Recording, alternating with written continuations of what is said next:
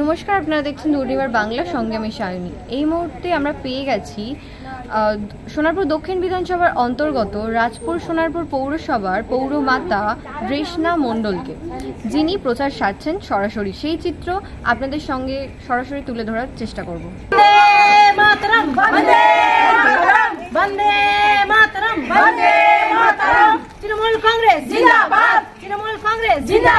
উত্তরবঙ্গের লোকসভা নির্বাচনের পর্ব শেষ। এখন জোরদার নির্বাচনী প্রচার চলছে দক্ষিণবঙ্গে।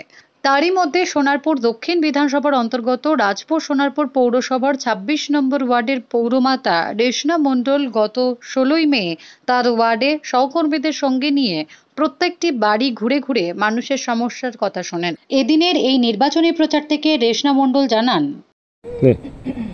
নমস্কার, আপনাকে দুর্নিবার বাংলা। নমস্কার। বলছি, এখন তো আপনাদের এলাকায় প্রচার চলছে, মানুষের সাড়া কেমন পাচ্ছেন? মানুষের সাড়া পাচ্ছি, ভালোই পাচ্ছি। যেখানেই যাচ্ছে আমরা প্রত্যেকের আশীর্বাদ। যেহেতু দিদি এবারে আমাদের লক্ষ্মীর ভাণ্ডারটা বাড়িয়ে ৫০০ থেকে ১০০০ করেছেন, যারা এসসি আছেন তাদের ১০০০ থেকে ১২০০ করেছেন। তার জন্য মহিলাদের তো বিশেষ করে সাড়া তো পাচ্ছি, এমনি বাড়ি বাড়ি তো আছেই। মানুষের কি প্রাথমিক চাহিদা বুঝছেন? মানুষ কি চাইছে? মানুষ চাইছে রাস্তাঘাট, পানীয় জলের কাজও আমাদের ইতিমধ্যে চলছে। কেননা আমাদের যে অমৃত জলের যে কাজটা, সেটা অলরেডি ডিস্ট্রিবিউশন পাইপলাইন পড়ছে। হ্যাঁ, এইভাবে কাজ চলছে এখন। আচ্ছা, লোকসভা ভোটের আগেই নানান দুর্নীতির কাহিনী আমরা দেখতে পাচ্ছি আসছে চোখের সামনে, তো এর কি প্রভাব পড়বে লোকসভা ভোটে, কি মনে করছেন? আশা করি না। যেহেতু আমাদের মাননীয় মুখ্যমন্ত্রী যেভাবে আমাদের সকলের সঙ্গে পাশে যেভাবে আছেন, সকলের দিকে যেভাবে দেখছেন, বিভিন্ন প্রকল্পের মাধ্যমে হোক বা আমরা যেভাবে সারা বছর মানুষের পাশে থাকি, দিদিও পাশে থাকেন, যার জন্য এই প্রভাব কিছু একটা পড়বে না আশা করি।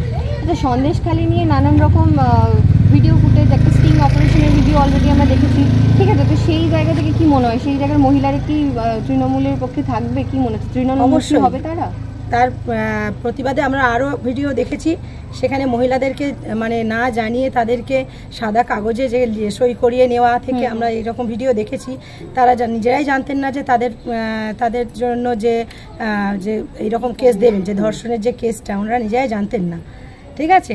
আর আমরা তো জানি যে রাজ্যপাল যেটা করেছেন, সেটাও তো সেই ভিডিও আমরা দেখছি, তাতে আমরা তো সবাই বুঝতে পারি যে মহিলারা কোথায় আমাদের দিদিকে এগিয়ে রাখবেন কি রাখবেন না, সেটা আমরা সবাই জানি। মহিলারা এগিয়ে আছেন, এগিয়ে থাকবেন, দিদিকে এগিয়ে রাখবেন, আমরা এটুকুই আশা করি, আমরা আশাবাদী, এটুকুই আমরা। আচ্ছা, প্রশান্ত কৃষ্ণন এখন একটা প্রেডিকশন করেছেন, বলছেন যে এবছর বিজেপির ভোট মানে আসন সংখ্যা অনেকটা তুলনামূলকভাবে বেশি হবে, তো সেই জায়গা থেকে আপনি কি মনে করছেন?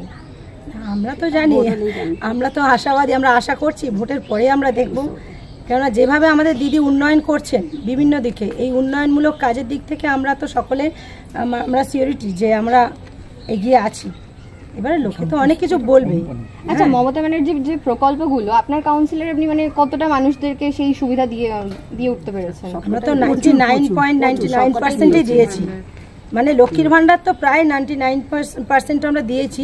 এবারে তার মধ্যে আছে বার্ধক্য ভাতা আছে, বিধবা ভাতা আছে, এবারে কন্যাশ্রী, রূপশ্রী, এগুলো চলছে, ঠিক আছে। এই যে আমাদের রাস্তা আছে, পথশ্রী প্রকল্প আছে, কর্মশ্রী আছে, বিভিন্ন রকমভাবে আমরা প্রত্যেকের কাছে এগিয়ে দিচ্ছি, পৌঁছে দিতে পারছি।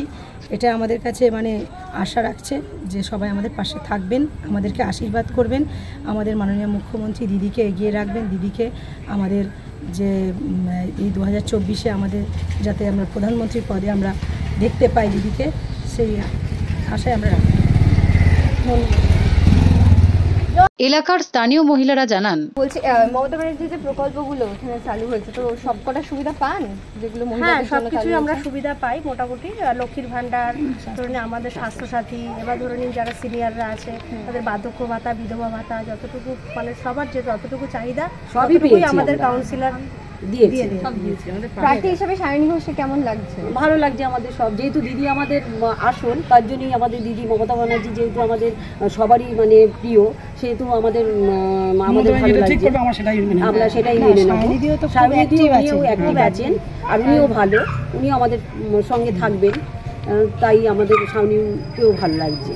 আচ্ছা, নতুন প্রার্থী যদি এখন মানে যদি ক্ষমতায় আসে ধরুন এখান থেকে, তাহলে কি চাহিদা থাকবে আপনাদের? প্রাথমিক চাহিদা কি থাকবে সায়নীদির কাছে? সায়নীদির কাছে চাহিদা থাকবে আমাদের যেগুলো আমরা করতে পারিনি, যেগুলো ধরুন অনেক বড় বড় যা রাস্তাঘাট, যেগুলো বড় বড় ড্রেন, যেগুলো আমরা পারিনি করতে, সেগুলো আমরা দিদির কাছে আমরা আশাবাদী।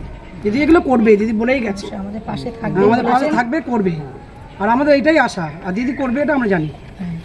ক্যামেরায় দীপঙ্করের সাথে সায়নীর রিপোর্ট, দুর্নিবার বাংলা নিউজ।